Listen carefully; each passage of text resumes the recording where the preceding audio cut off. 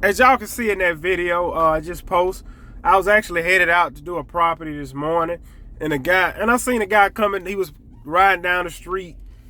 He was pulling it was a cart of tools he had. He was on his bicycle pulling a cart of tools while he was riding his bicycle. And as I was coming through the neighborhood, he was trying to hurry up and get out of my way. Cart flipped over, tools all over the floor, and he was like, man, go ahead, come on, just pass. I said, nah, man. I said, load everything up, throw it on the trailer, and I'll follow you on your bicycle to wherever you're going. Now, I'm not letting you in this truck because you ain't about to put a knife to my throat and think you're going to kill me. But anyway, so I followed him to his destination, you know what I'm saying, dropped his tools off and kept moving. But, you know, something I realized with this generation, this is a cold world. Don't nobody care about what you got going on and what you are going through. Because, like, I'm currently reading this book. And the book is called Man's Search for Meaning by Viktor E. Frankl. It's a good book. It's about, it's about when this guy was in like a concentration camp. And the things that they went through in that concentration camp. What he said, like I said, I'm still in the beginning stages of the book, but I remember one part of the book, he was saying how they would have them working in the snow with no shoes, no gloves, and their hands and feet to be getting frostbite. But he said the human body and the human brain is mentally tough. You just have to train it. And he said they were working those extreme conditions. They didn't lose any of their feet. They didn't lose their hands. They might have gotten frostbite, but eventually their body got over it. He said he said they would go months without brushing their teeth, but they didn't lose any teeth. Their teeth didn't get brown or red or green or stained. The body overcame it. They didn't get sick. The body overcame it. And he said in this concentration camp, if you was weak to the point that you couldn't work, because they didn't feed them much. All they gave them was like a piece of bread, a small half-cooked sausage. They gave them rations to pretty much survive and live, right? But what he was saying is, you had, in those times, only the strong survived. The weak didn't make it. And like I say back, and also what he mentioned in the book, if you got to the point you was too sick or too hurt to work, that's sent to the gas chamber because you is no good to them. So he said even the men that was, he said all the men stayed clean shaved because they didn't want to look old because the people felt like, hey, we don't need these old men, gas them. And he said, man, like you might twist your ankle or hurt your ankle, but you can't show pain because they'll kill you and send you to the gas chamber. You had to overcome your pain. And you know, what that book has taught me is like, what you think you're going through in life, the next person is really going through something else 10 times worse. Like whatever everybody was going through today, like I say, it was a car. I'm out running an errand for my wife.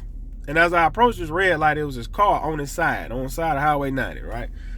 It ran into another car and it was on the side. You know how you get to a scene before the police and ambulance and all that get there? Guess what everybody was doing? Going around that vehicle, going around it. They don't care. I got to get to where I'm going. I'm late for work. That's their problem. You know, and it's like I say, this world, this generation is desensitized because long as it's not me in that fire, long as it's my neck ain't in that rope, that's your problem. That is the attitude that everybody has. It's not my problem. It is your problem. And as you get older, you really see, like I remember a guy was telling me, man, back when I was in high school, he said the people you hanging out right now in high school, they're not going to be your friends 5 years after high school. 9 times out of 10, they're not going to be your friends. And you wonder like, oh no, man, we bros forever. And guess what? That is true because a lot of people I grew up with, nothing against them, we don't hang out no more. We really don't have much to even talk about. And it's not the fact that you being mean, it's just everybody is on different journeys in life. And as you get older, your circle gets real small. And as you get older, you really see who really are there for you in life. Like case in point, when stuff hit the fan for you, it's not if, it's when. Who can you really call? You fall down bad, you know how much money you need every month to survive. And you can have money put up, savings put up. But at some point in life, somebody's going to need help from somebody else. Who can you really and truly call? Who can you really call? People are consumed within themselves. They don't care about what you have going on. They really don't. And you'll be surprised. Sometimes it'll be family that don't care what you got going on, or your so-called friends. So it's not that I've gotten to the point where I tend not to. Let me be honest. I'm not really depending on and relying on anybody to help me or to call on somebody. You know what I'm saying? Like, let's say at some point you always need help in life, but you really can't really depend on nobody but yourself. You know, you might have your immediate family that you can truly depend on. When it come down to it, it's really every man for themselves. It really is. And it's sad to say it. I don't mind helping anybody. If it's a way I can help you, man, I'll help you. I really would, man. But everybody don't have that same mentality. Everybody is not going to stick their neck out for you. And you shouldn't expect nobody to, because you should have systems in place where you really don't need to rely or depend on anybody. But that's just something on my mind, seeing that accident, how people really, people was taking pictures of it and going around it, but they didn't really care. My thing was, man, what if they got kids in the car? I'm not a doctor, so the only thing I can do is dial 911. But when you call 911, oh, yeah, we already got calls about it. We got units in the area. And maybe in like 10 seconds after I passed the light, it was a cop car, a fire truck, and an ambulance pulling up.